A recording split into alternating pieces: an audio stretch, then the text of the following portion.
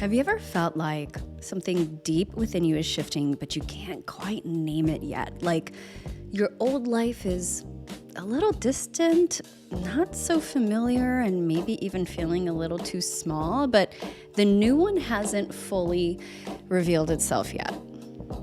I know that many of us are experiencing that, and this Capricorn New Moon is standing on the edge of past and future. It's asking more from you than just setting goals, which Capricorns love to do. It's asking, what are you building that your soul actually desires to live? Hello, if you don't know me, I'm Vanessa Rodriguez, clinically trained healer, Akashic channel, and intuitive guide for healers. For over 15 years, I've walked this path between science and soul, supporting thousands of practitioners, healers, mystics, light workers as they reclaim their spiritual gifts and align their lives with cosmic rhythms. And my approach to astrology is intuitive. I blend traditional Hellenistic astrology with modern lenses, and I see this sacred art as a map, one that helps us to reweave connection to a cosmos that is alive and intelligent and reflecting back to us our experience and inviting us back into relationship. And the moon in particular is one of our luminaries that's very relevant to our human experience here on Earth, which is why we have our moon musings every new and full moon. So you can check those out under the Moon Musing playlist if you're watching this on YouTube. And today's episode, we are tuning into this upcoming Capricorn New Moon on January 18th, and what this moon is really asking us. So in this episode, I'll walk you through this potent medicine of this Capricorn New Moon, the first new moon of 2026. And you'll walk away with a deeper understanding of why this new moon isn't just about hustling or goal setting, but more so about constructing amidst shifting ground, really tectonic plates moving beneath our feet, and how to still build upon that, and in a way that's rooted in self-trust. And also how the final days of this snake year of 2025 are inviting us into a soft release of the remaining old skins so that your true self can emerge, and what it means to build a life that honors your calling without compromising your wildness, your rhythms, or your values. This is a new moon for reclaiming your seat at the throne without losing your soul in the process. So we are still in the final days of the snake year. And according to Chinese metaphysical calendar year, we don't actually move into the new year until February in the Chinese New Year. So we're still in the very last chapters of the snake year, a powerful symbol for transformation and release. Of course, the snake teaches us that growth requires letting go of what no longer fits, that the skin that once protected us becomes uncomfortable, too tight, like starts to chafe even, and the shedding. It's not immediate. It's slow, quiet, on its own time, intimate, and the last place to release is the tail. So this metaphor really invites us to look at the places that maybe we're still clinging or holding on to, grasping, not because we want to be that way, but because we haven't really been able to fully trust or soften enough and come into surrender enough to let go. Completion is not an act of force. It is a surrender to the timing, and it's a listening. This snake year ends just before the fire horse gallops in February, which is a massive shift in energy from yin to yang, and also from this release energy and work to action and movement. But we're not there yet. And this new moon on January 18th, 2026, is this sort of final sacred pause of this dark moon that we get to tune in. But it's also packed. So let's unpack it, shall we? This new moon is happening at 28 degrees of Capricorn, 28 degrees and 44 minutes. And it is a seed point, just as with any new moons. That's when the sun and the moon come together in a conjunction. And they're meeting at this 28 degrees of Capricorn, which is in the third decan of Capricorn. And there's quite a stellium happening here. They're also surrounded, this moon is also surrounded by Mercury, Venus, Mars, and then we have Pluto that's just over the threshold and in Aquarius, the beginning degrees of Aquarius. So Pluto, I feel, is playing a big role and will play a big role as all of the planets start to move into Aquarius and conjunct Pluto. Now, this is a huge concentration of energy in Capricorn, and especially in this final decan of Capricorn.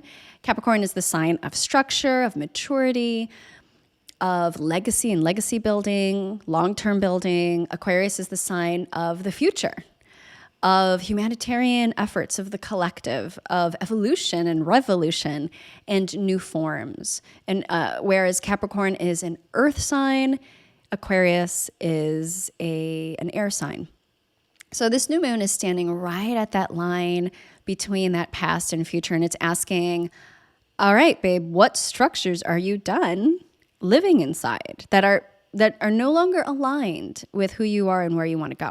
What structures are you ready to build and that maybe you already have started to build? This stellium is also trining Uranus, who is in Taurus. And Uranus is about to move into Gemini.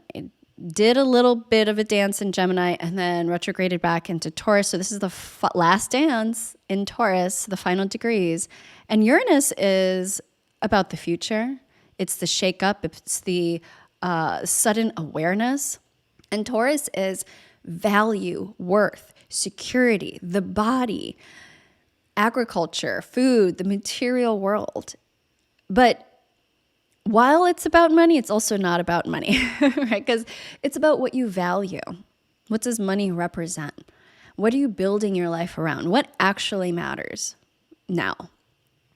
Oh, for my healers, I feel this new moon is asking us and is really about claiming your work, your soul work, your healing work as real, like placing a stamp on it. It's actually real. You know, it's not about doing it behind the scenes from a more hiding energy, because there's nothing wrong with doing things behind the scenes. But if it's rooted in an energy of like, I'm hiding because of fear, because of, judgment or mistrust or whatever it is, then that really needs to shift. This is also about giving your gifts form. So as they come out, what does that mean? How are you stepping into service and letting your calling become tangible? Like building something that is aligned with who you are and what you desire to do, and something that can last, ideally. Now, Mars is exalted here, which means any planet that is exalted, they're kind of like held up high, and they're like in the penthouse and they're ordering everything around. So there's this sense of they have all of their faculties, they have everything that they need, and they're exalted and uplifted. So Mars does really well in Capricorn and like getting shit done and going for the thing. And focus, Mars is really focused here and feels more mature. Mars feels more mature here and even sustainable, because Capricorn is about the building here and the structure. So it's not necessarily about doing more, although we may feel that energy and impetus to take action now, but it's about building differently, building in a smart way, building with sustainability and regenerativity in mind, and building a life that can actually hold your gifts. So let's talk about this decan, because I think it's really important here, this third decan of Capricorn, which each sign has 3 decans. And the third decan is called the throne. Austin Coppock calls it the throne. T. Susan Chang calls it money in the bank. And the planetary rulers of this particular decan are Sun and Mercury. So when we tune in, the tarot card that's also connected with this decan is the 4 of Pentacles. So let's break this all down. The throne or money in the bank, this really does feel like this image. So when we look at ancient writings on this particular decan, there's this image as a figure on a throne, right? Surrounded by wealth, but also, and this is the 4 of Pentacles, clutching what they have. So they're fully resourced. They have the resources. They're powerful, prestigious, and still guarded. Like there's this decan is carrying some themes around like accumulation and responsibility, long-term power, and maybe the weight of what you are building, what you've built so far, but also carrying a little bit of this lack energy, a memory of lack, or wanting to hold on to or hoard, like a protective type of energy, and can be rooted in one's experience. Like if you have planets here, and this is very active in your chart, maybe some early childhood experiences of instability, particularly financial instability. So we can ask like, okay, I have, but what if I lose it? Or what if it doesn't last? So even in success, there can be that gripping, that holding on, that guarding, that over control as like a reflex, like this scarcity reflex. So when a new moon lands here, it's not just asking, well, what are you building? It's asking, do you trust yourself to keep it? Can you hold on to power and what you are building without that contractive scarcity hardening? Are you building also from self-trust or from a place of survival and like lack and needing to? And this is the throne. So this decan, I had mentioned the planetary rulers, but each decan is also ruled over and presided over by some deities, a deity. And one of the deities that rules over this decan of Capricorn is Tolma. The ancient Alexandrians and Romans would look to Tolma, or daring and courage, around this time of year. Tolma was the goddess of daring or risk-taking, and had an important leadership role. She was called upon in times which the full nature of the situation was not known. So like maybe there was a decision that needed to be made, but we didn't have all of the facts, perhaps having to do with war, strategic questions and decision-making around land or peoples or ruling. She may have been consulted through omens and auguries, which was a form of divination back then, and where leaders needed to take action, but they just didn't have the information to do so. And so what does that require? It requires courage. Courage and faith. And so Tolma was this goddess that they would call upon and connect with.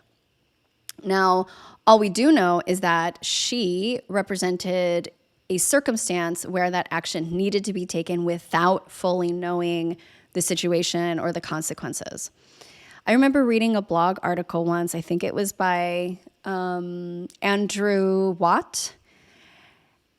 And I remember him saying something like, one might even call this goddess Tolma, the goddess of let's fuck around and find out energy, which I thought was hilarious, but true.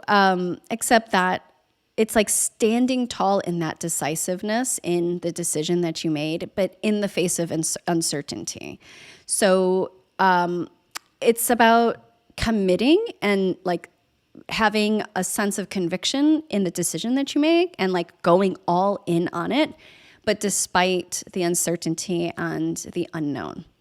which is like a very interesting energy, and like to think of a goddess that represents that and that is presiding over this particular decan and this lunation and this stellium of planets that we have in this area.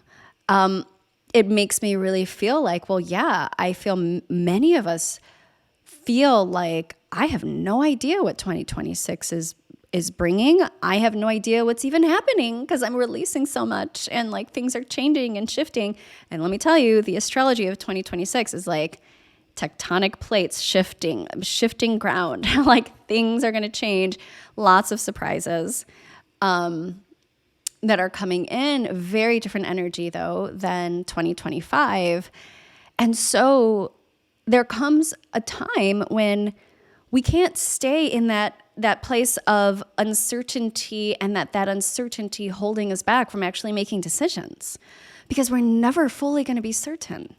So I feel like we can really tune in to that field of consciousness that is this goddess Tolma, right? Of that daring and that courage to make certain decisions and stay committed with it. Because really so much of our reality and our experience is connected or directed by our energetic orientation to them, how we meet it. So then we also have an interesting asteroid that is playing a role with this lunation too. The sun and moon are conjunct the asteroid Diana. And this is like less than half a degree away. Diana is the Roman goddess of the moon and of the hunt, of the wild, midwifery as well, and of sovereignty. She's child-free, she's marriage-free, she did not want to marry, she's untamed, she runs through the forest, she's self-sufficient, she's fiercely protective. And in astrology, in one's natal chart, if you have placements close to here, Diana can show how we reclaim ourselves away from the public eye. Like there's that wild aspect of ourselves and there's this reclamation process of our wild, which, this podcast, Feed Your Wild, is very much connected with that energy, and that it can be behind closed doors, right? It's not necessarily meant for the public eye, or like you don't need to be doing in the public eye. And there's also that sense of protection that I was alluding to before of like guarding, this guarded type of energy, how we guard what we love, what is sacred to us, how we guard and protect the wild within us and without us. And we are instinctual and raw and ungovernable. It makes me feel like it brings me back to Pluto and Aquarius, which that has a similar energy. How we protect what is sacred. And so she's the part of you that sings in the shower, like belts out in the shower, but wouldn't necessarily do that in front of others. The part that disappears into the woods and dances naked in the woods. The part that says, this is mine. This is sacred, and I don't need to really show this to anybody. In the myth, when Actaeon stumbles upon her bathing, because she's bathing in this pond, she's like, how dare you, and she's baffled by this, and she transforms him into a stag. And then his own dogs, because he was hunting with his own dogs get him and tear him apart. It's very interesting. So much about boundary here, the sanctity of the unseen and what wants to remain unseen, and that the wild is not meant to be consumed, capitalized. And I think we can even see that in terms of Mother Earth, right? And like, I can go on an entire tangent on that. But essentially, Diana teaches that some things are sacred, especially the wild things. And some things are not for everyone. They're not meant for everyone. And what is being born, because she is the midwife here as well, what is being born deserves protection. It deserves the boundaries that bubble. And she guards what is coming into form. So perhaps this is also about what you are building, what is being built in this time is like, how can we balance out this healthy need for guarding of what is vulnerable and tender, like a baby newborn that really requires, and does well with a bubble of protection, but to not necessarily do so from a place of fear and lack. So there is this nuance there. I feel like this new moon is not about hustling or scaling or the grind, but it's about building, constructing in alignment with the soul and in a sacred way. So Capricorn 3 really says that power can come with weight, right? There's definitely responsibility that comes with power, and that comes with money. The structure also comes with cost. Diana says that you belong to yourself. Your wildness is not for sale. And then so together they're asking, what are you building, again, that needs protection just as much as structure? And where are you learning to hold on to your own power without losing your soul, without sacrificing parts of yourself? And what part of your calling is wild, tender, and not meant for public consumption just yet? And also, where are you gripping? Where are you gripping from that sense of scarcity instead of trusting the process and trusting divine timing and trusting your own resilience and your own capacity? So this new moon, I feel, is for ending any of these survival-based orientations or ambition. Because like, you can have ambition, but where is that coming from? Is it coming from lack and survival? Or is it coming from truly wanting to build and birth something for the greater good, or for, something that is like something beautiful that you want to give birth to?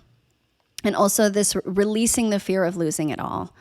And I know that I have also felt that within myself, that it's not logical, right? Where, if I, build this community or call in a certain amount of money, like immediately feeling a sense of, but what if it gets destroyed? What if I lose it? You can even orient yourself around love. I really want to meet my soulmate or my partner, my love, and then immediately having a sense of fear around losing them when like they're not even in the picture yet, right? So we can have these things as humans and just know that it's very human. And that's a signal like, hey, look at this, tend to this. What is this about? Go deeper with it. Be plutonic about it, and like do the deeper digging and building from a sense of self-trust instead of lack. So it feels like this is the throne in the wild forest. This holy, sacred structure that upholds and protects your wildness. And so take that into your inquiry and your planting of seeds with this new moon. Can you create something, build something that honors your wild without costing you your freedom? Now, let's tune into some of the medical astrology components, because as we know, these lunations will potentially impact us on a physical level. I've seen that many, many times. And so Capricorn, this is an earth sign ruled by the planet Saturn. And now, just for context, we didn't even touch on Saturn, the ruler of this lunation, but Saturn is dancing with Neptune and about to enter Aries. And so in February, you're going to have this conjunction of Saturn and Neptune at the world axis point, 0 degrees of Aries. Whew. And boy, is that I've touched on this before, so much around the dissolution of like top-down structure, or like authority. There's also dissolution of illusions. There's building of the dream. There's many different ways that we can tune into this particular energy. And as it moves, as that energy and that conjunction, those planets move into Aries, it's like not necessarily a reset, but it's like a definitely a new chapter. And so that aligns with Aries, fire sign ruled by Mars, aligns with the fire horse energy. So this, you're already getting a sense that like, wow, after like starting in February, things are really going to shift energetically for all of us. And so tuning in, of course, these various areas within your own natal chart to give you a more customized understanding of what areas of your life are going to be impacted and where you're going to actually feel this more. The tissue state that is connected with Capricorn, and this is from the energetic system of traditional Western herbalism, is cold depression. Cold depression. So what that means is that there isn't a lot of vital life force or warmth and flow running through the tissues. And so because of that, there's this depressive state where the vitality is not there. And Saturn and Capricorn are connected with the skin, the hair, the structure of the body. So the knees, the bones, teeth, joints, especially the knees, and the skeletal system. Also connected is the gallbladder and the regulation of body systems, especially through the hormonal system. With that, we can also see the anterior pituitary gland being connected with us. So when we look at particular imbalances or diseases in connection with an imbalance with Capricorn, then we're going to see dryness, like a lack of moisture and a lack of hydration, which slows things down, right? So like we're going to see coldness and excess of cold. And what does that do? It constricts. And Saturn is a very constricting, cold planet. And it slows everything down. It slows the metabolism. It slows the movement of fluids and energy in our body. And we can have, in relation to those body parts, like pain in the muscles, yes, but the skeletal system in particular, in the skin, joints, joint pain, knee injuries, issues with the knees and the legs, and also teeth issues, tooth fractures, like injuries to the teeth, but also dental disease and tooth infections. We can also see poor digestion. So I mentioned the gallbladder. So the lack of digestive fire, again, like everything slows, everything cools down. We don't have as much of that fire that we need to digest and to metabolize. So we can also see a slow down of, and therefore imbalances in the hormones because of the pituitary gland in connection with this. So all of the hormones that related to growth hormone, thyroid hormone, thyroid stimulating hormone, some of the adrenal hormones, adrenal corticotrophic hormone. And the remedies for this would be to bring in, number one, warmth, and number two, hydration, moisture, and also support for the gallbladder and the digestive system. So bitters, digestive tonics, any support for gallbladder and liver is really great, as well as really nutritive, warming, and moistening and oily herbs and foods. And some of these, when we tune into like a variety of Capricorn herbs, like guardian and remedy herbs that are supportive for Capricorn, this would be the warming ones, like any aromatics like thyme, rosemary, cayenne is another one, goat's rue, ginger, Solomon seal. So those are really wonderful ones. The herbs that are connected with building and with structure, like Capricorn, would be like mullein. Even just looking at mullein and the structure of mullein is, it's like looking at the bones and the uprightedness of mullein. Also comfrey, and comfrey very much being used for support of bone health and healing of the bones. Horsetail with that silica in the horsetail, very mineral based, very much connected with the bones in that way as well. So there's lots others. I want to tune in though. I got the directive to pull a card from Adriana Ayales's book, The Herbal Astrology Oracle deck,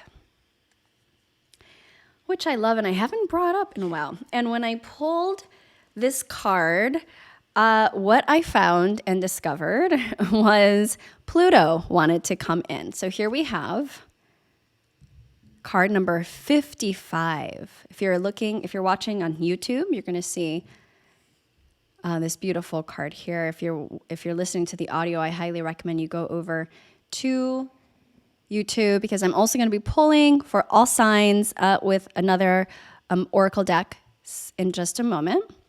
But with this card, Palo Santo, card number 55, Palo Santo, and here Adriana connects this card and Palo Santo with guardian as a keynote word. And the planets here, you'll see Pluto and the South Node, which we didn't even talk about. Currently, the South Node is in Virgo. It's been doing a lot of work over in Virgo. The releasing and decreasing in the Virgo area of your chart. And the South Node will be moving into Leo at some point in 2026. So looking at where that is in your chart, and that maybe those are lighting up right now as it relates to this reading. Here is what Adriana has to say, a little bit about what she has to say about this particular card and guide. 55, Palo Santo, Guardian. Gifts from the past, activating dormant gifts, connecting to the ancestors, guardian of the sacred and the sacred trickster.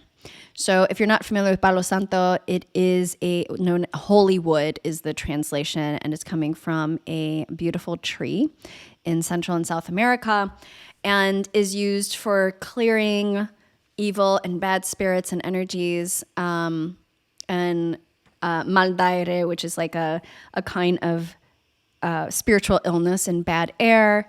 So it's very much used in this way for cleansing and clearing one space. But she also mentions how Palo Santo has been shown to relieve stress, anxiety, stimulate circulation, and reduce joint and muscle pain, which I thought was interesting in connection with the Capricorn here. The Plutonic, the connection with Pluto here, which again, remember I mentioned, I think Pluto, this is like a preview. Like Pluto, we're going to have so many conjunctions happening, one right after another this month. Like the 22nd, 23rd, 24th, at the end of January, toward the end of January, we're going to have all of these planets. The stellium that is at the last decan of Capricorn is going to move into Aquarius and going to move past and meet with Pluto. So, and then after that, it's kind of like initiating us then into this fire horse energy beginning in February. So she speaks about Palo Santo as this protective wand that helps us to connect with that power being also connected with Pluto, of unlocking innate gifts that are laying dormant or inactive.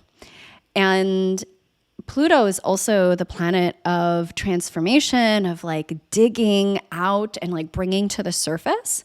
So there's also, especially with the South Node, through release, it feels like this work astrologically of what's happening here with Pluto as part of one of our guides in 2026 ushering in not just a new chapter for like the collective, but for us, like what we have released, what we've dug up, and what we are going to build upon now and build with. And all the while, making sure that we are connecting in and rooting in with what is true and holy within us versus a lot of the not self aspects that might be at play, what I call the guardians of the threshold. And we're diving all into this work inside of my community called Bloom. Right now, we're doing this 28-day experience called the Intuitive Clarity Lab. I invite you to join us. It is powerful. And I give you everything you need in the first 7 days. And there's this free 7-day trial. So you can literally come in, try it out, join us. But then we have a 28-day sadhana that we're journeying together and really embodying all of this. And it's just been so beautiful, phenomenal. And everything I'm talking about today, we are talking about in our community together. So I invite you. It's really beautiful and powerful. So guardian, Palo Santo, and even that energy of guarding, right? Like there's this guarding from a place of lack and fear, and then there's guardian, very different vibe, right? The guardian, protector, but like sacred protector, protectress, and how that's necessary, that's required. So, thank you, Palo Santo, for showing up for us. Okay, so let's dive into our all signs readings, oracle readings. And I encourage you to tune into your rising and or your sun sign. Your rising sign is going to be what is most relevant to your lived experience on Earth, because that's what is like the rising sign really directs that, and the various houses of like where all of this is at play for you. So it's going to feel a little bit more obvious. Your rising sign is like the avatar that you are playing, the personality that you are playing, how others see you as well in this life on Earth school. And the sun is very much connected with your soul calling, and your soul gifts. So when you tune into your sun, it may not relate so much to the mundane aspects of your lived experience, but can be a little bit more pertaining to your soul's journey, and also your career, your work, your soul work, your body of work, your healing work, especially if those are aligned. You know, like if you feel like your soul work is also what you do here, or your vocation, or, you know, how you get paid, and your career, etc. So you can see that in that way as well. Okay, so with that, let's get into our readings. For this All Signs Oracle reading, I will be using the Wildwood Tarot by Mark Ryan and John Matthews. And how appropriate is this? I mean, we've been talking about the wild, Diana here in the forest, and also this is very Saturnian. This is very Capricorn Saturn vibes, imagery and energy, and just that earth energy, all of that. Okay, Aries, tune into your rising and or sun sign. Okay, we have 9 of Stones, tradition. If you are listening to audio-only podcasts, I recommend you go over to YouTube and check out these beautiful cards. Okay, 9 of Stones, tradition. Speaking of building, I mean, I feel like your sign is getting a lot of action very soon. And I had mentioned the Saturn-Neptune conjunction happening at 0 degrees of Aries, but like even with Mars exalted here and the ruler of your sign exalted in Capricorn for this lunation, I'm feeling like there really is this sense of you are building something, and it feels like it's not just coming from you. You are building on the backs of your ancestors, of what has been laid out before you, before your time, including what you have done in previous expressions and lives. And so it's not like you're starting from zero, although it may feel like that. It's interesting because I'm feeling like it's both, you may be experiencing this as like, oh my gosh, this feels totally new, like I've never done this before, and yet I feel like I've done this before. You know, like there's kind of a familiarity, or you're feeling a boost, you're feeling at least like you're being guided, or there's this, or pulled, like there's this connection to a deeper knowing and trust in the process. And with Mars exalted, I mean, you have the resources here as well, even if it's not fully manifest yet, because it's like not for most people, at least in terms of like its final expression. But I feel like with this 9 energy of the 9 of stones, it's related to what you are releasing in the 9 year, which was 2025 of release, and yet like making your way toward the 10, which is sort of like this final culmination, which is 10 and 1 is numerologically is 2026. The numerological year of 2026 is 1, but it's like 1 plus 0 is 1. So there's something here like you're moving toward that. Trust is like the thing that I keep hearing. Trust that you're like being carried. You are carrying yourself, and you are being carried by something that is greater than you, something that is divine. I'm feeling like ancestors carrying you forward. And it can be helpful to root back into maybe traditions that are part of your lineage that you may have dabbled in or been curious about, like exploring, maybe haven't fully connected with, or it's about reconnecting with traditions, redefining these traditions, giving them new life in this particular chapter, if that makes sense. So, yeah, like I'm getting specifically for some of you, this could be even in terms of like how you commune with nature, with the divine, with God, source, creator, with the animals, with the plant allies and beings, with the trees, with all of life, and tuning back in to that. Like you don't have to look outside of yourself. It's within. Like notice what wants to happen naturally. Notice like what you notice. Notice what you notice naturally, inherently, and like what feels easy. Like you don't have to effort or try. So that's what I'm getting for you. I hope that's supportive for you, Aries. Taurus, we are pulling for you, my dear. Tune into your rising and or sun sign. And we have 9 of bows, respect. 9 of bows, respect. Interesting, fierce looking card there. For those of you who are listening to audio only, I recommend you hop over to YouTube. Check out these cards. Interestingly, Aries assigned just before you also got a 9 in a different suit, and you get a 9 of bows. Now, I had mentioned for Aries, and it feels also similar for you, that 2025 was a 9 year. It was about release. And now we are moving into a 10 or 1 year with 2026, because 1 plus 0 is 1. So numerologically, 2026 is a 1 year of new beginnings. So it's like you're making your way toward that. But what I'm getting is,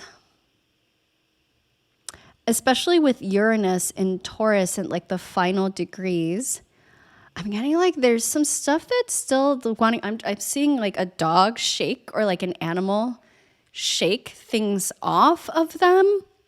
And it's not even necessarily something that they have on them, like maybe they were in the mud or they have leaves, but it's like energetically. I'm seeing you shake it off, literally maybe even shake shit off.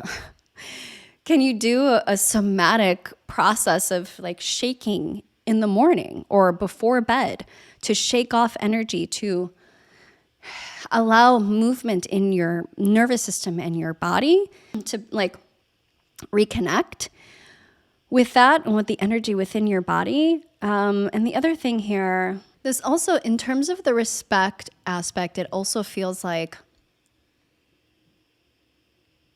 what does it mean to build a life that is respectable and requires respect in all levels and aspects of your being and your experience? So what I mean by that is self-respect first and foremost.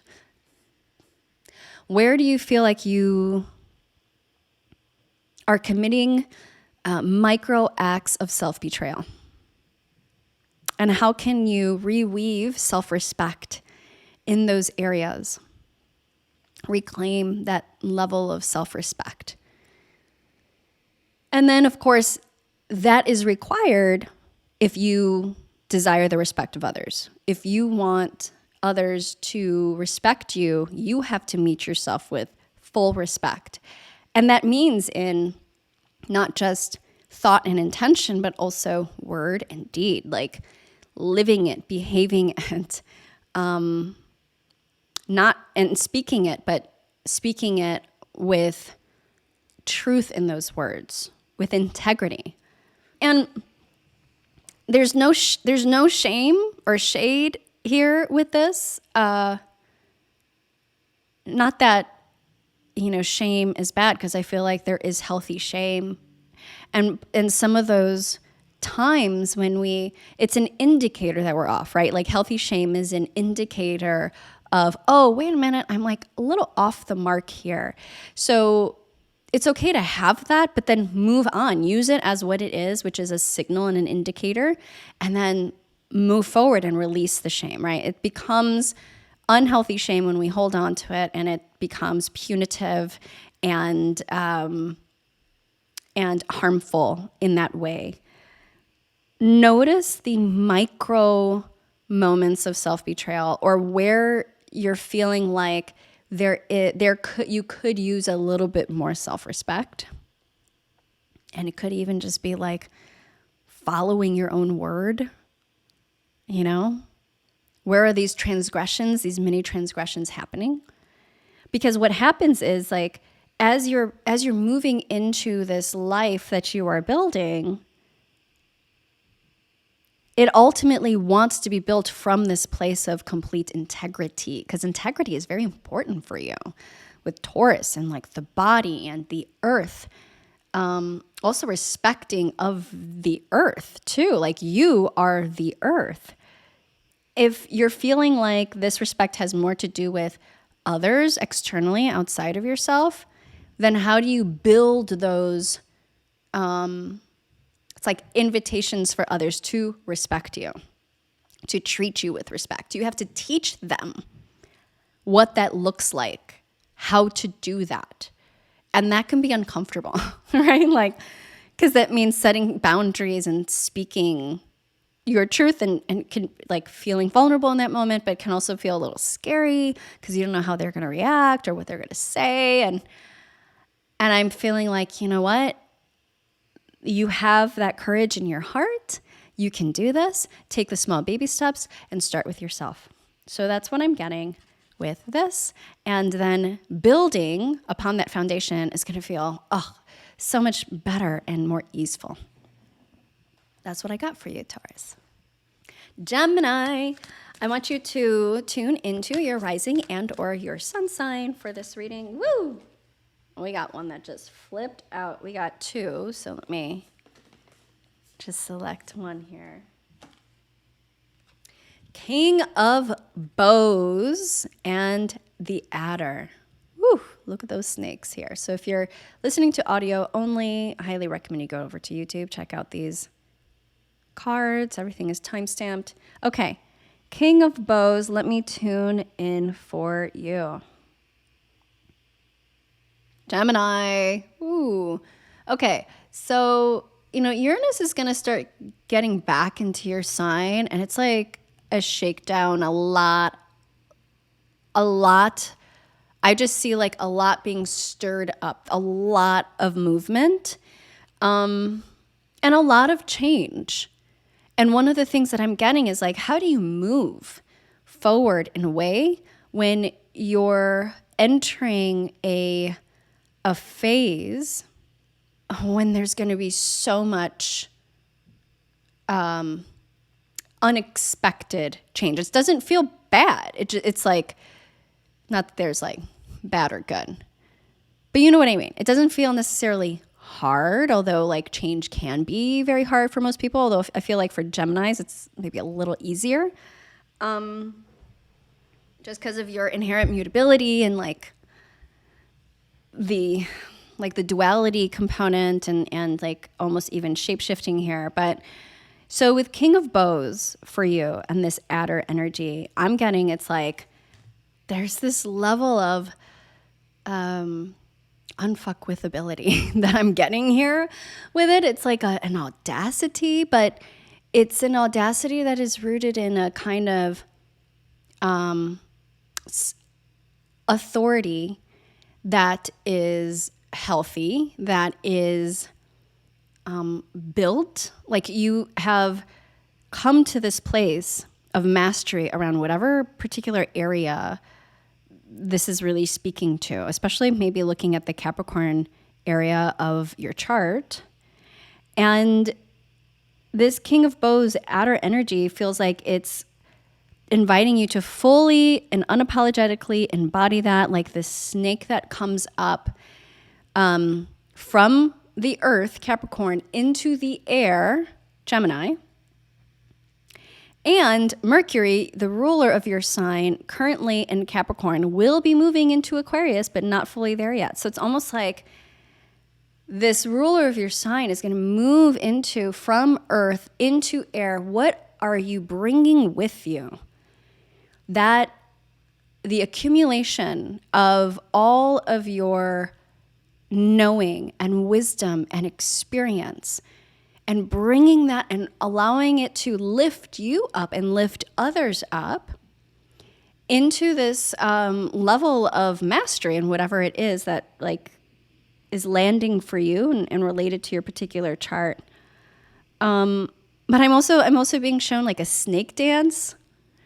It's like, it may feel like that, like even if you just like to think of the snake dancing to the music and rising up.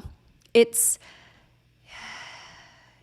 like a sine wave.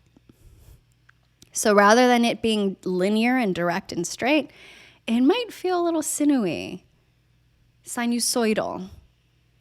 And rather than that being like annoying or like can I just have this straight path up? Can you play with it? Can you embody it? Can you do it? I'm even seeing some of you doing like snake dance yourself or like belly dancing. Embody that movement and that motion. And what that can do for you is assist you in riding these waves that are coming through in a way that are really supportive and healing for you and for others. Because like I also feel you being witnessed in your journey, witnessed in this. I want to say rise to mastery, but it's almost like it's rise from mastery, from a place of already knowing. And so again, like I feel like this is so different for each one of you, depending on what's going on in your life and what is like this really pertaining to. But there is something here that is wanting your trust in this process. And can you dance that snake dance? Especially as we're shifting away from the snake year, right? It's kind of like that final, okay, so now I'm seeing like the actual snake, and as the snake is moving and shedding the skin, and then this like etheric snake moving upward. I mean, you can even think Kundalini. If you have a Kundalini practice, supporting your chakras, like supporting this movement and this dance upward, that could, like taking up actual dance, all of that feels really beautiful for you. So I hope that this is helpful. Cancer. Tune in to your rising and or sun. If you are tuning in audio only podcast, I recommend you come over to YouTube and check out these beautiful cards. Okay. We have the Stag. Card number 8, the Stag. Okay, there's the card. Isn't it interesting that I was talking about Diana and turning that guy into a stag? But she also runs with the stags as well, Diana, the wildness there. So let me tune into this stag energy for you and see what this is about. Okay. Jupiter is still in your sign. Jupiter is the great benefic. And while you may not be fully seeing, like, what the heck is Jupiter doing so far? Maybe you have some clues of what Jupiter has brought forth or will bring forth in the future. But it feels benevolent and you have a lot of support. And what I'm getting with this stag energy is this mantra that I have, which is wildly rooted, divinely connected. Like, that's what it is. Rooted in the sense that, like, rooted in the wild, rooted in the wildness of who you are, of this earth, of truth, especially with this Capricornian energy, with like the moon and the sun here. It literally is the roots, because you as Capricorn, you as Cancer, you're on the other side of the wheel. So it's this, you're opposite to Capricorn, where this lunation is happening. So it's almost like the lunation is perhaps the roots with that earth energy. It's the roots, which you're anchoring into, and that Capricorn area of your chart. And then the Cancer is like where then you can rise from that stability, from that anchoring, from that rooting through your divine connection as a highly psychic, intuitive being and sensitive being. And so like those antlers even coming out and extending out of the forest, that lush forest, and into the cosmos, into the unseen. And even like here we go with this picture, you see like this tree of life, the roots, wildly rooted, divinely connected, right on the drum. And holding, I'm feeling also like a holding with this, the name of this Decan, like this connection with the throne, sitting at the seat of your throne. I love this also because inside of our community called Bloom for Intuitive Women Healers, we have our 28-day sadhana experience called the Intuitive Clarity Lab, which you are invited to participate in. You can grab your 7-day free trial of Bloom, and you'll get access to all of the teachings that are available inside the Intuitive Clarity Lab. But one of the things that I have offered up is a very special Akashic calibration audio. It's a Akashic hypnotic track. And what we are doing is cultivating the soil of our subconscious. And as part of that, I don't want to give away everything, like the movie. I don't want to give away too much, but there is this component of the importance of the throne. Okay, so I'll just leave it at that. And sitting at the seat of your throne, when we think about this particular Decan of Capricorn, as the high priestess that you are, ruled by the moon, which high priestess is ruled by the moon, is the moon, as you are, what does it mean to take your place as the field of consciousness and that frequency of the high priestess on her throne? And it's not about being better than anything or anyone. Because I think sometimes the high of the high priestess can bring up or create this sense of like, oh, it's like hierarchical. And that's not what it's about. It's the high priestess is the bridge.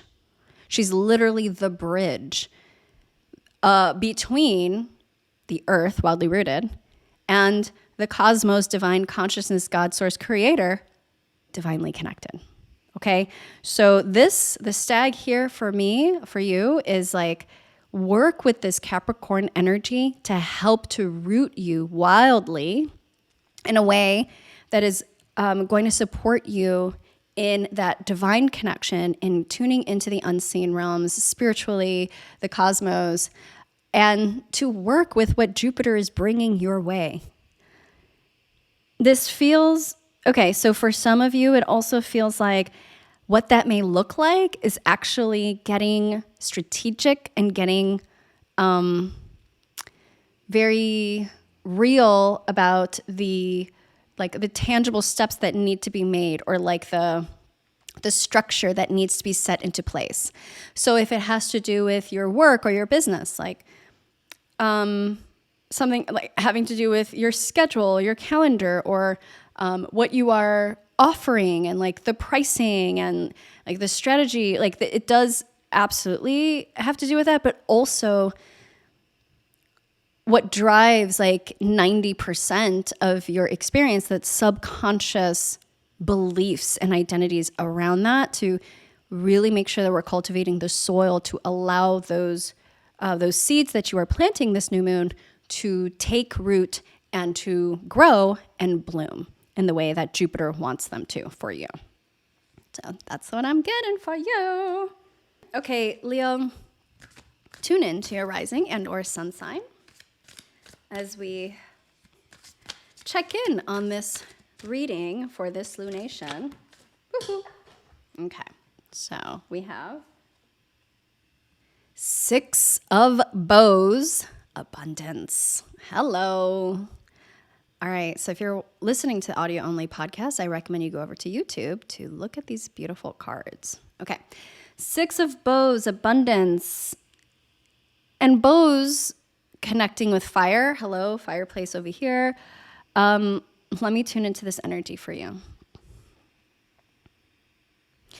Leo, I feel like everything, this may have come up in the last one too, because it feels familiar for you, but everything that you have been building, everything that you have been through, even all this stuff that you're like, why did I go through that? Or what was the purpose of that? Or that feels like it was a waste of my time or energy. Like maybe you were working on a project or something and then it didn't go anywhere, or I don't know, like there was just some efforting, or like you placed your energy and time into things, and now looking back, you're kind of like, what was that for? And this feels like, well, it was because all of that, whether on paper it makes sense to you or not, energetically, it's all helping to build and be sort of like the kindle for this fire of abundance that you are creating for yourself. And that fire is, you are a fire sign. This fire is the fire of your heart. It's the fire of your heart. That's where your abundance comes from.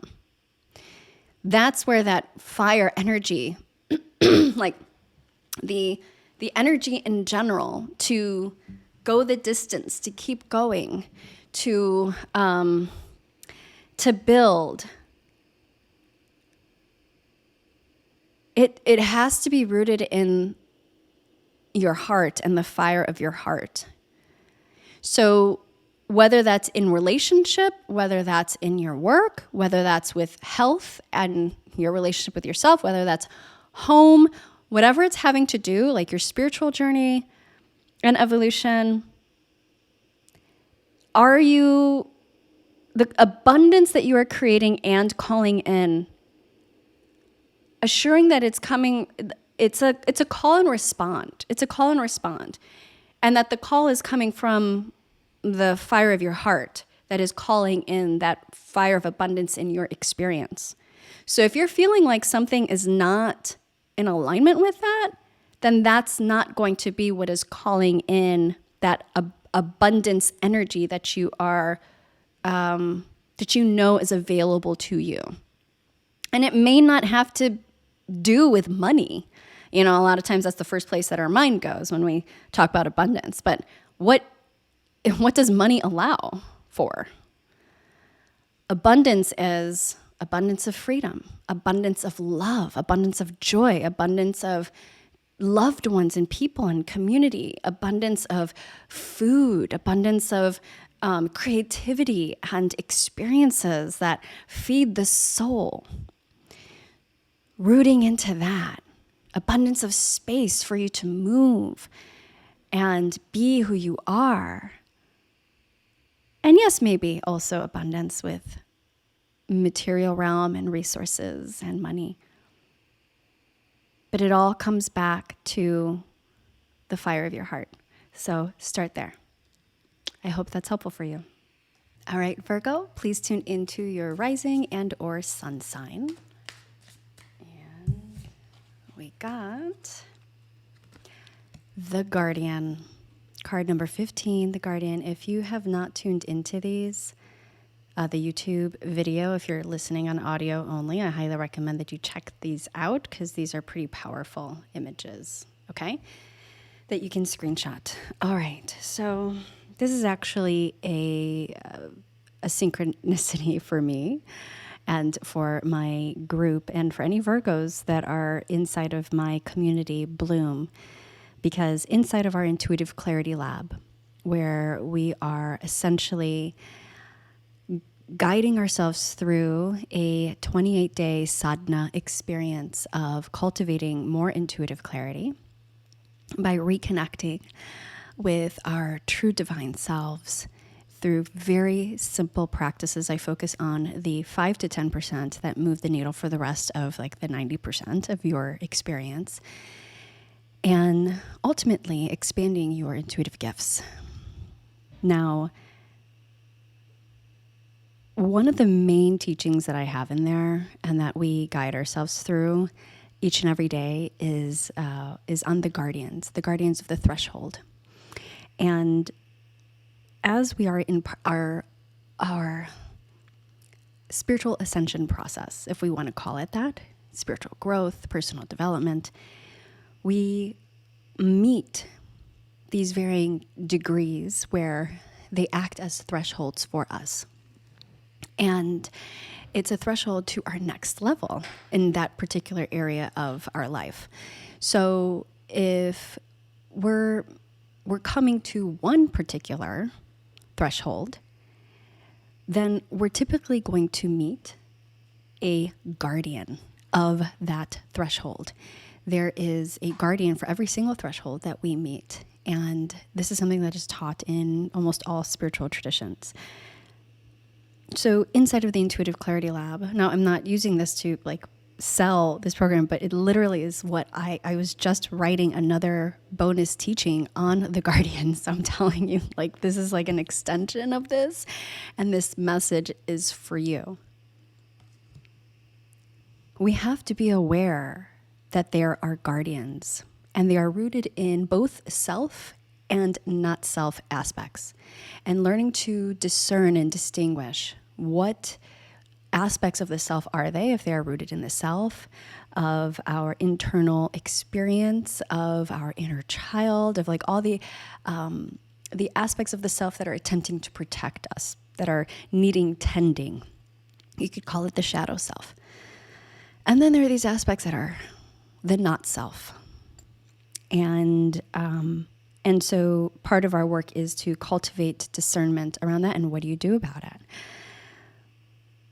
What I'm getting for you, Virgo, is that because you are so attuned to the mind, being ruled by Mercury, which is both a blessing and a blessing, a gift, and can be very challenging at times, because while Mercury is not inherently and traditionally considered a malevolent planet or a great malefic, Mercury takes on the qualities of anything that it's connecting with or journeying with.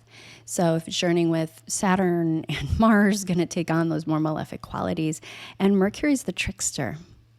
could be so tricky.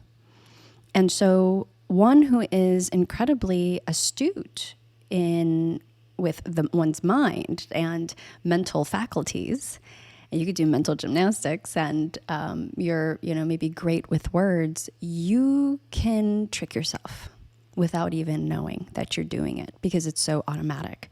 So what I'm getting here for you is to become aware of the guardians, of the thresholds that are within your mental scape and your mind. And this can be the fears, the doubts, the judgments, all of the perceived, like, not enoughness, the lack, resistance, and even distraction. And they could be hidden in plain sight. So I feel like you have been through the ringer, really, over the past few years, and especially with like the nodes in your sign, the south node in your sign, it feels like as the nodes begin to shift, this is part of a really big like culmination point at the end of a particular chapter in your life, and that there's almost like the last guardians of the threshold that you are meant to move past, move past, but there are versions of the self and not self that you are not meant to take with you. And these guardians that show up in whatever shape, form, they are here to illuminate that for you, to help you understand what those are so that you can either release it, dissolve it, integrate it, love it, move past and move beyond and into your next level in that particular area.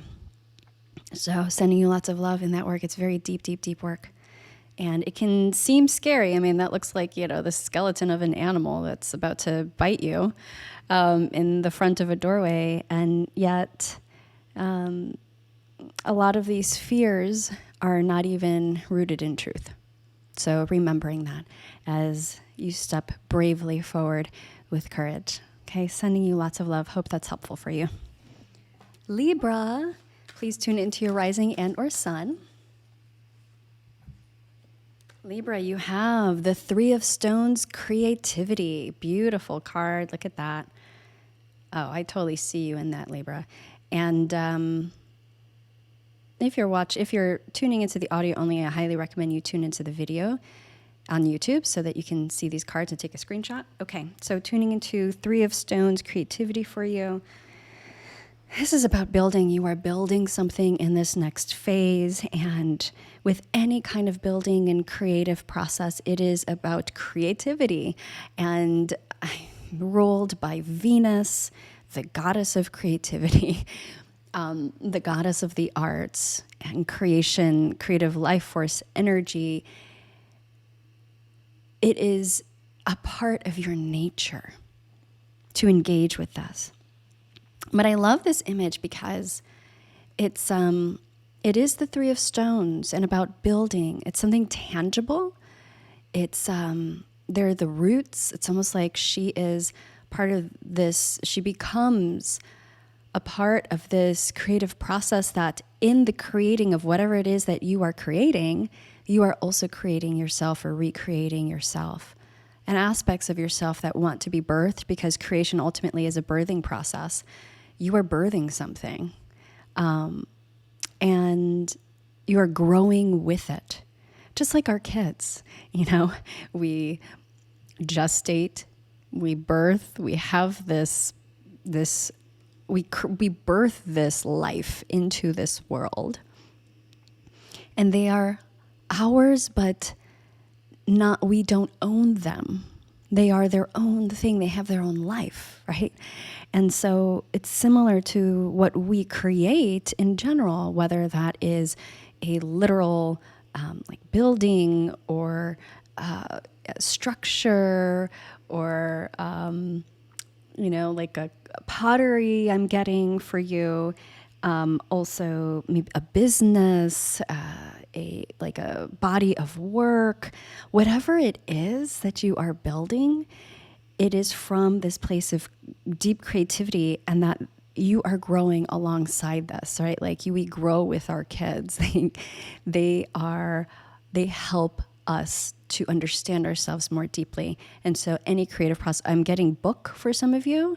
I just heard writing book and creating book. So again, like body of work in that way, whatever it may be, you can look forward to this creative process and treat it as a creative, artistic process, whatever it is, and open yourself to growing alongside this thing that you are birthing. And there can also be you have your role. I feel like collaboration with it as well, but you definitely have your role here. And so really allowing yourself to dive in and immerse and allow others to assist you or to help guide you or whatever it is that their roles might play. But there does feel like there's some collaborative piece here for you as well. So I'm excited for what you will be birthing here. And gosh, it's so pretty. It does feel like rooted in something that's very organic and that life force energy of Mama Earth here with you. Okay, so with that, I hope that this supports you in your journey for this next phase. Scorpio, we are doing you. Please tune into your rising and or sun sign. And if you're listening to audio only, I recommend you go over onto YouTube and check the video to get a screenshot of your card. And we have Seven of Bows clearance. Seven of Bows clearance. So let me tune into what this card has for you. Ooh, you are clearing out a lot for sure. And it is that, like, it's interesting because Mars being the ruler of the planetary ruler of your sign and being the planet of fire, and of clearing and cutting things away, you are moving into this phase of deep, deep clearing of a lot of old shit that you are done with. That it's like, it's kind of like cleaning the closet or cleaning house, so to speak, and a very specific part of your life. I'm getting multiple. For some of you, it could be multiple areas of your life, like literally physically it can be a closet or like a office space or in your home. It could also be the garden. But I also am getting mental, like I just see a swiping. As well as emotional clearing. I'm getting a lot of deep emotional clearing for you. And I'm also getting, in terms of relationships, emotional clearing as it relates to relationships.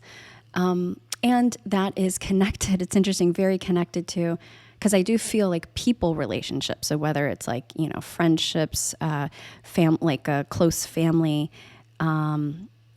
partnerships, but also money. Like money is so intertwined and connected with that relational energy. So very often we might see love and money intertwined and connected. And I'm getting that you're doing a lot of clearing in that area as well. And this feels like a good kind of clearing. It feels like it's from a place of more agency, more understanding of what is you, what is not you, what you desire. And so it feels like more rooted in truth of like who you are and what you want to create in your life. So this feels very generative, like you're setting yourself up, you're creating, opening up space for what it is that you do desire to come in and support you. And that playing with fire can actually be helpful and supportive for you in this time, like having a ritual of utilizing fire to clear something can be helpful. Even like I'm seeing you speak into a candle, like candle gazing, and then speaking what you are clearing and declaring it, like your intention, speaking and giving it over to the fire. It could be a fireplace, it could be a fire outside, it could be a candle, but working with that element of fire might be helpful for you in a more tangible way. So I hope that that's supportive for you. Let me know in the comments below. And sending you lots of love for this next phase. Sagittarius, hello. You may have noticed that I'm in a different setting. I had to stop recording where I was, got interrupted, which is interesting because it happened at your sign. So there's something here around shifting even spaces, shifting territory, where reorienting where you are in space. Maybe it is a literal relocation. So there's something here about that I have to throw in. And we are once again tuning into an oracle card reading for you. Akashic. Ooh, this one came flying out. And I want you to tune, before we look, I want you to tune into for your rising and or sun sign. And if you are listening to the audio only version, I highly recommend you tune into the YouTube so that you can take a snapshot of this. And here we go. 3 of Bows, fulfillment. 3 of Bows, fulfillment. Here's the card. Take a screenshot of that. Really beautiful. Okay, so let's go ahead and tune in for your sign. This feels like there's something here around a lot of the work that perhaps you have been doing in the years past. This could be literal work. This could be inner work, personal development work. This could be work within your relationships. And I'm getting yes, definitely in terms of your relationship with yourself, and how you show up in relationship, period. But there's something here around a culmination point with this fulfillment energy that is coming through the 3 of Bows. And I mean, the bows is part of your sign as a Sagittarius, and the archer, right? The centaur archer that has the bow, and the bows in this particular deck being connected with fire energy. So fire absolutely being connected with your sign too. There's something here around your and all the 3s, the triads, the body, mind, spirit, the divine father, mother, the child, and then there is this Holy Spirit aspect in connection with that. So there's something here of this like complete integration of all aspects of who you are being directed in this work. Again, like whatever area this is having to do for you and how this is landing and how it is bringing this culmination point with that fiery energy, that directive energy, and bringing you into that manifestation or that timeline that you have been calling in or have been holding in your heart. The alignment, it's almost like the bow and arrow, the arrow that you shot from the heart early on, and I'm getting 3 years ago with the 3s, 3 years ago, is now landing. They're landing together. I just see like the 3 fire, and they're lighting up this fire on the ground wherever they land. And it is in that point where you were pointing, but you didn't know the exact destination, because it's the intention from the heart in which you desired, and giving it letting God, giving it to the divine in this co-creative process where you are not directing what it needs to look like or should be with your mind, but you are aligning with the heart and following with the commitment and with the showing up each and every day. And now you are landing at this destination. It's not a final destination, but it is a point of, again, illumination and culmination. And there's that fulfillment energy, like with that fire it feels very generative. So I feel that over this next 6 months that this is it's going to really be revealed of what that is, what you've been really working toward. And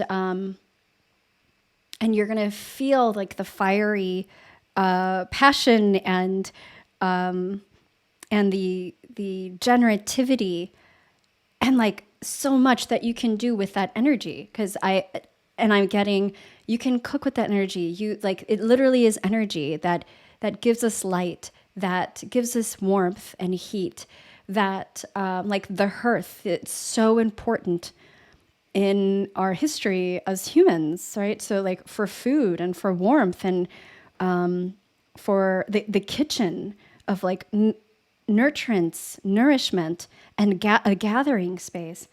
Yeah, and I'm feeling like it's landing in a lot of different areas of your life, but for some of you, it's going to be more concentrated. Like for some of you, it's going to be more concentrated in your own inner spiritual work and spiritual growth and process and ascension process. For others, it's going to be more in terms of relation and union. I'm getting union. So starting within self and then outside of self with a partner, with another. And then others I'm getting like in your work, in your body of work or the work that you do or like your role that you are playing. And it having to do with some sort of fulfillment in that area as well. So it may be all of the above, but Sagittarius, I'm very excited for you with this energy, and let me know in the comments if this lands and if this is helpful for you. Capricorn, we are tuning into your sign, and you may notice a shift in the scenery here. Got interrupted. Move spaces here. Okay, so tune into your rising and or sun. And we are doing an Akashic Oracle reading here.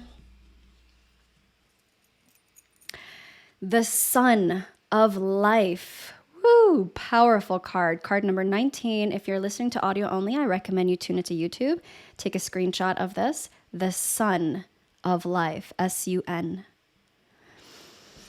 Okay, so let's tune into this for you. Well, hello. This is literally your moon. This Capricorn new moon, meaning the sun and the moon are together here. Here, you are at the heart of the sun. And then I'm just seeing this as the sun behind you, and here's the moon. And you are right in the middle of it all, my dear. This is about you. This is about you. Who you are, who you are becoming. Alignment with the core essence and truth of who you are, and that you are aligning with that this new moon is also, it's not just about a planting of seeds or a like kind of new chapter, but it does feel similar to a reset. It's not a full reset. It's like a return, like a solar return, a lunar return, coming back to self, coming back home to who you are in like this unapologetic, full-blown acceptance, self-acceptance, celebratory kind of way that feels so fruitful and fertile. If we look at this card even, we have you at the center and the sun, and your heart being illuminated. And then on the bottom here, we have these beautiful flowers and just wonderful imagery here of the earth, of full bloom. This is a full bloom moment and lunation, and I'm hearing year for you, full bloom in various areas. So for some of you, it's going to be in...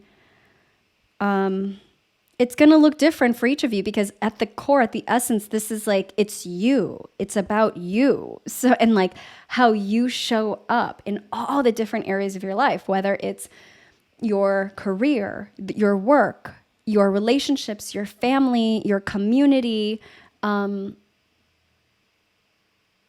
also how others see you as a beacon, a lighthouse.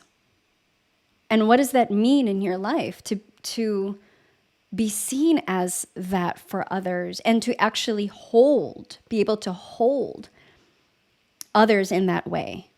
It feels incredibly vital. you can work with this lunation to anchor in. It's almost like you don't have to do anything. It's literally happening. So it's almost more about anchoring in, letting in those codes, lighting up those codes. I keep getting the heart. I keep wanting to like tap my heart. Maybe it's about somatically even connecting, tapping into the heart with this lunation, connecting with the sun, the moon, doing some EFT tapping if that's part of your toolkit.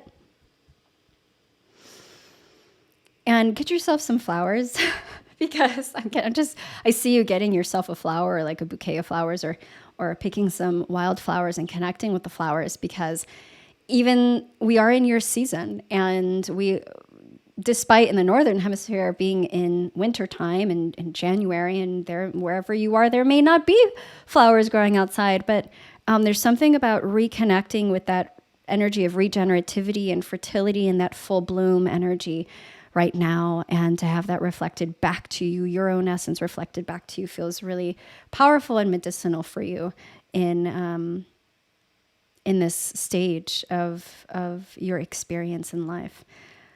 Okay, that's what I have for you. It feels very celebratory. I'm feeling you and honoring you. So I hope that this was helpful, and look forward to hearing how this resonates in the comments below. Aquarius, we are tuning into your rising and or sun sign for this Akashic Oracle reading. And yes, I have a slightly different background. I got disrupted in my other area. But we are tuning in here for you. This one I'm being guided to pick it out by hand. Here we go. 4 of Vessels, boredom. 4 of Vessels, boredom. All right, so there's the card. If you're listening to audio only, I highly recommend you check out the YouTube. Okay, so let's tune into what this is all about. Boredom, 4 of Vessels. Okay, Aquarius. I'm just going to say that you are about to have a ton of activation in February. Right now, in this moment, because this reading is connected with this Capricorn New Moon, this boredom energy actually feels like the stillness, the still point before some big moves, before some big changes, before big waves. And that you're it may feel like you're waiting, or maybe you have a sense of impatience around something, like you want something done right now, or like, why isn't it here yet? Or maybe you're working on something and it's taking longer. And what I'm getting here is, and you are the water bearer, so it's interesting, you're getting this vessel with the water, and the water bearer will take this vessel, like the star card, and pour the water of the cosmos, of consciousness, of the sacred, of spiritual knowledge, and pour it into the earth, into humanity. So that's part of the role of Aquarius. And so this time where you feel like maybe things aren't quite where you would like them to be, or maybe it feels like things are at a standstill in particular areas of your life, or even though I feel like this year is already moving very fast, maybe for you it's feeling like not fast enough, or having a sense of, I don't know, I'm just feeling like wanting to move. What I am getting is, what you're sensing is that there is something on the rise, which there is a lot of energy in your sign coming up. But right now, it's, can you be in that still point? Can you be in that sort of, like, I'm seeing like Buddha meditating, where you're in that space of no time. And it's this prep zone. It's like it feels like a preparatory energy to get ready for and prepare for these energies and like the planetary stellium that's about to come into your sign. And remember your role, like who you are, this weaver of knowledge and like this heart for the collective and for humanity and for like freedom. There seems to be this, yeah, you're like ready, you're getting ready.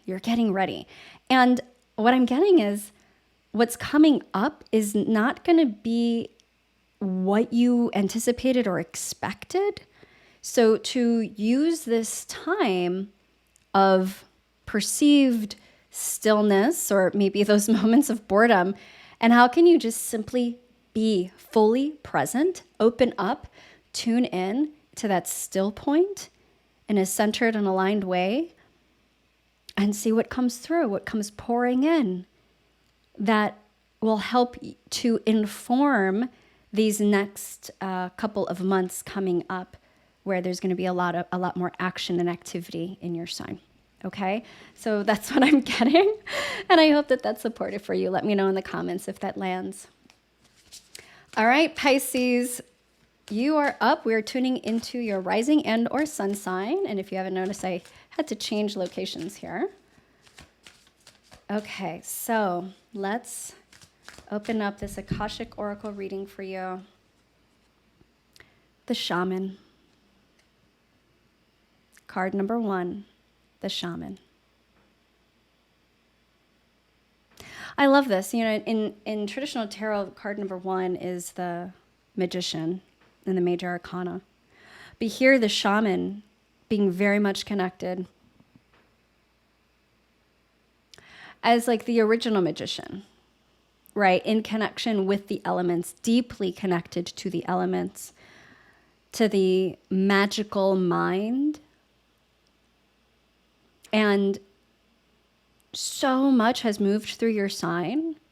Like it really feels like there was a level over the past few years of like a spiritual graduation for you. And you are now coming into a time where it's like full circle. I just see full circle coming back even around to the very beginning of this journey. You know, when we've talked about the journey of the major arcana of the tarot, it is that fool's journey, and you've come back full circle, and you're back at card 1, but it's not a starting over. It's a like up leveling, and now fully embodying, because you know what it means to be that shaman, to be the magician, and you have a new set of tools. I feel a sense of more confidence in working with them and utilizing them, and the magic and operating from the magical mind, like inside of our intuitive clarity lab that we are hosting inside of my community Bloom for intuitive women healers. We're talking about living and operating from the magical mind, which is our sort of original operating system, so to speak. And I feel you really embodying that,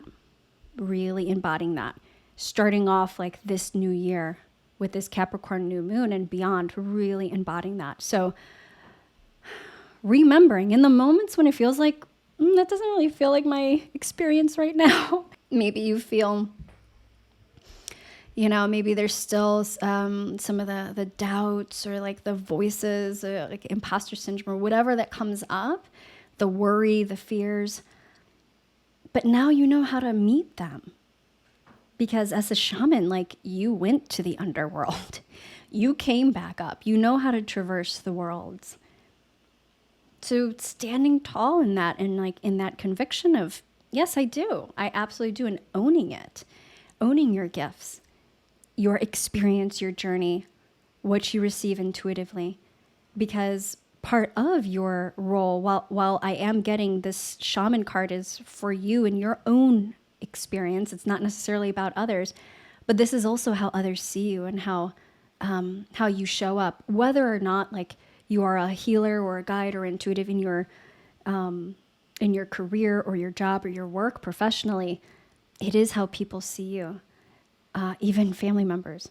So it feels like this next round of the Fool's Journey really is stepping up and entering a next level of this and owning it and really embodying fully the magic that you have and operating from that magical mind. And when you do, it's like reality becomes a living dream. And this is the way we are meant to move. What a powerful message to end on. Thank you so much. Let me know how that lands in the comments below. If you were listening to audio only, tune into YouTube to check out the beautiful cards, take a screenshot, and also let me know how all of this lands. I love to hear in the comments. And with that, I am sending everybody so much love, so much beauty, so many blessings, and to be daring and courageous with this Capricorn New Moon. We are building something really beautiful together. And yeah, let us all step into our rightful throne and seats that are meant just for us. So much love, New Moon blessings, and I'll see you next time.